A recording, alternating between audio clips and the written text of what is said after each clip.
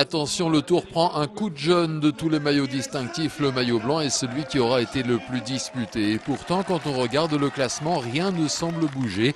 TJ Van Garderen jusqu'à la 7e étape, un intermède Rein Taramae sur 2 étapes, puis de nouveau TJ Van Garderen jusqu'aux Champs-Élysées. Pourtant derrière, ça pousse, ça bouge. Le plus actif est sans doute Peter Sagan, mais lui est plus intéressé par le classement par points. Sagan est en vert et s'en trouve très bien. Autre candidat, Thibaut Pinot, plus jeune encore que Sagan à quelques mois près. Tellement jeune d'ailleurs, à peine 22 ans, que sa présence même sur le Tour déclenche une mini-polémique.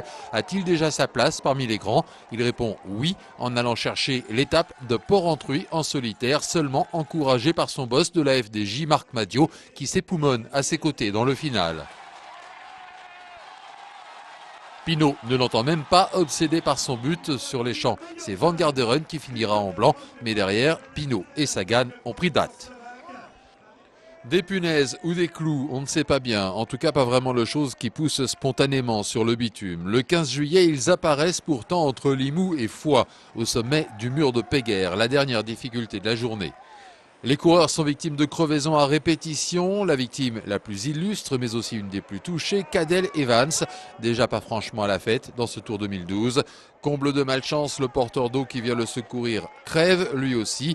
La voiture de BMC coincée dans la montée, il faudra donc attendre un 3e coureur pour qu'Evans puisse enfin repartir.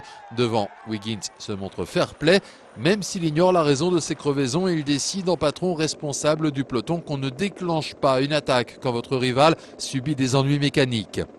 Luis León Sanchez, qui est passé entre les clous, remporte l'étape. Reste une question: qui a bien pu être assez stupide et irresponsable pour faire ça, surtout avant une descente de col, et pourquoi? Le Tour se met à l'anglais, attention, pas à l'américain comme du temps de Lance Armstrong ou à l'australien comme l'an dernier, non, à l'anglais, le bon vieil anglais d'outre-Manche. Le symbole, c'est Bradley Wiggins, vainqueur attendu, annoncé depuis le départ et présent au rendez-vous. Mais derrière le symbole, il y a le fidèle lieutenant Chris Froome. C'est lui qui va chercher Evans quand le vainqueur 2011 croit encore en ses chances et attaque dans la planche des belles filles. C'est lui encore qui accepte de rentrer sagement dans le rang dans l'étape de la Toussuire remportée par Pierre Rolland, alors qu'il avait les moyens déjà d'aller chercher le maillot jaune.